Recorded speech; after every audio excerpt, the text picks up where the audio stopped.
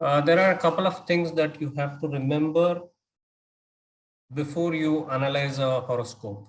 So the first one is you will always check for the promise of an event from the respective cuspal sublord or sublord, whatever you call it.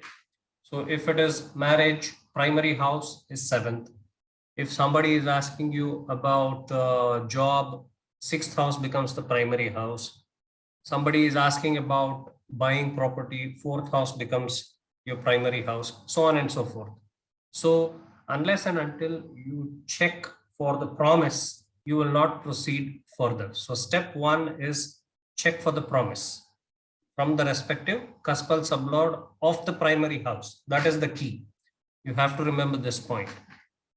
The second point is if the promise is yes, then you will check which dasha, bhukti, antara is favorable for the event to happen. In the sense, see, a single house or a single planet will not deliver the results to you. So you will have to check which combination of this is going to work out. That is where you analyze the dasha, bhukti, and antara. 99% of the time, if dasha and bhukti are not favorable, even if the antara is favorable, the event may not happen. I'm not saying it will not happen. If the event, the antara planet is really strong, it will ensure the event happens. But somewhere you need to see positive feedback coming from dasha or bhukti. In the sense, the primary house is generally signified either by dasha or bhukti, and antara will give you the supporting houses. Even if antara doesn't give, fair enough, the event will still happen in that bhukti. But we will see how we can analyze this. There is no standard rule here, but once you start analyzing multiple charts, you will get this right automatically. But make sure that dasha and bhukti have at least the primary house giving a positive feedback.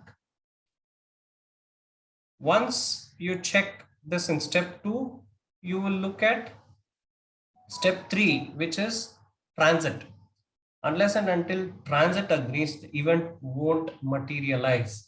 In the sense, here I have just mentioned it as sun transit, but you can also consider moon transit, and depending on the type of event, you can also take the respective planets.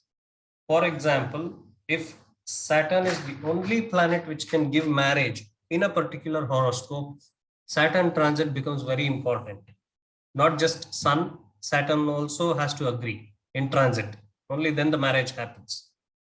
So once we analyze a couple of charts, you will get a hang of how you can check in transit.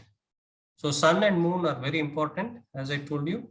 Apart from this, any other planet also becomes important if that is the only planet supporting the primary house. Any questions till this point? No. No questions. And the last point is, if at all you are looking at property, purchase of property, or even sale of property, you will have to see somewhere Mars and Saturn will have to be present. It may be in the antara, it has to be present. If it is in dasha bhukti, fine. If not, at least in antara, it has to be visible or connected. Otherwise, the property related stuff will not happen.